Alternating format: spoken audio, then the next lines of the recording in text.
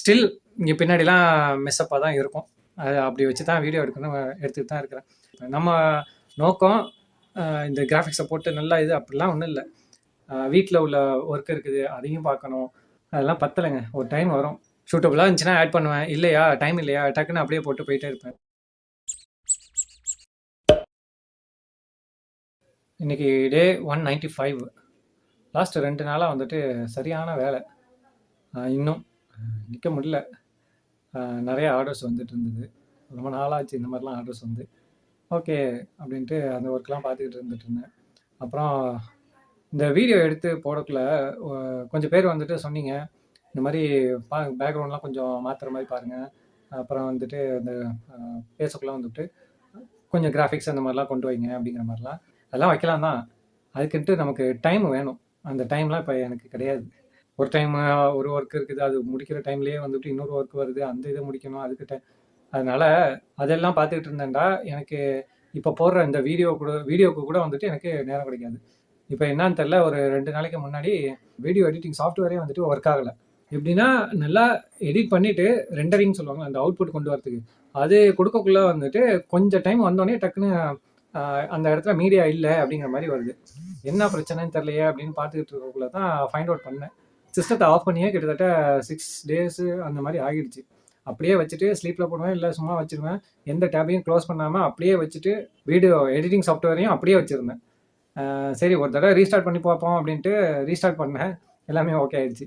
இப்போதைக்கு வரைக்கும் ஓகே. இதுக்கப்புறம் எப்படி ஆக போகுதுன்னு தெரில. அது வரைக்கும் சந்தோஷம் அப்படின்ட்டு அடுத்த ஒர்க்கை பார்க்க ஆரம்பித்தேன். அந்த டைமில் இந்த மாதிரிலாம் வந்துட்டு நான் ஃபேஸ் பண்ணிகிட்ருக்கேன். வீட்டில் உள்ள ஒர்க் இருக்குது, அதையும் பார்க்கணும்.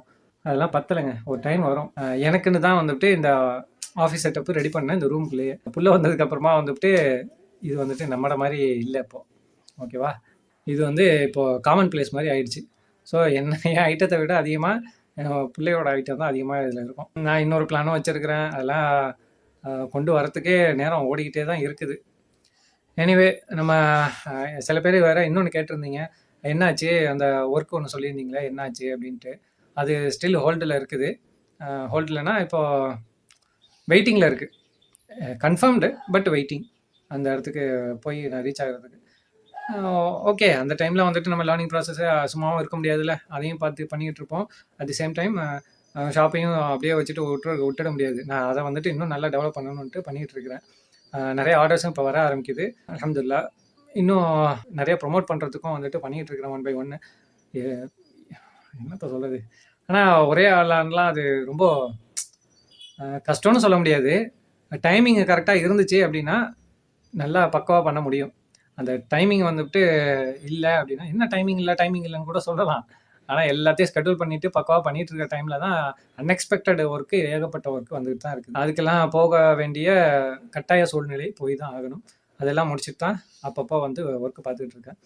ஸ்டில் இங்கே பின்னாடிலாம் மெஸ்ஸப்பாக தான் இருக்கும். அது அப்படி வச்சு தான் வீடியோ எடுத்துகிட்டு தான் இருக்கிறேன். ஆடியோவும் ஓரளவு கிளாரிட்டி இருக்குது, ஓகே. அண்டு மியூசிக் எதுவும் ஆட் பண்ணா என்ன அப்படிங்கிற மாதிரி சொன்னாங்க. ஷூட்டபுளாக இருந்துச்சுன்னா ஆட் பண்ணுவேன், இல்லையா டைம் இல்லையா டக்குன்னு அப்படியே போட்டு போயிட்டே இருப்பேன். நம்ம நோக்கம் இந்த கிராஃபிக்ஸை போட்டு நல்லா இது அப்படிலாம் ஒன்றும் இல்லை. இப்போ வரைக்கும் வந்துட்டு சப்ஸ்கிரைபர் கவுண்ட்டு ஸ்லோவாக கிராஜுவலாக கரெக்டாக இன்க்ரீஸ் ஆகிட்டு இருக்குது.